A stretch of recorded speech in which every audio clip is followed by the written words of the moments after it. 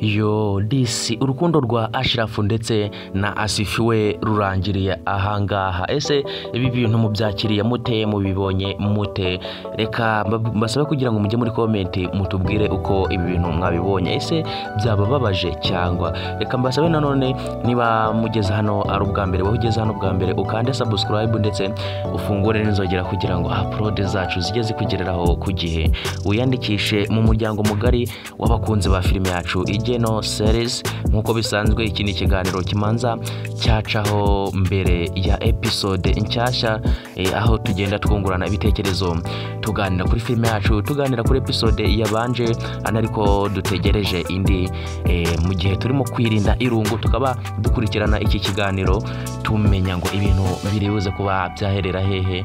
Ibitekerezo rero byanyu biba ari ingenzi, ndabasaba kugira ngo mujye muri comment mubidusangize, mutubwire uko ibi bintu muri kubibona.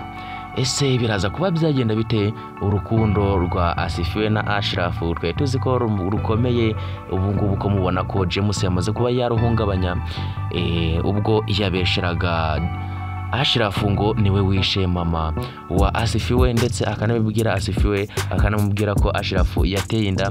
Ndetse no ku rundi ruhande nkabibonye ubwo Ashraf yaraje kureba Asifiwe, yasanze Asifiwe ari kumwe na Kazungu. Asifiwe aryamye ku rutugu rwa Kazungu, nibwo Ashraf yahise arakara cyane, ahita afata Asifiwe nkaho ari indaya, avuga ko yarari kumuca inyuma, arabimushinja.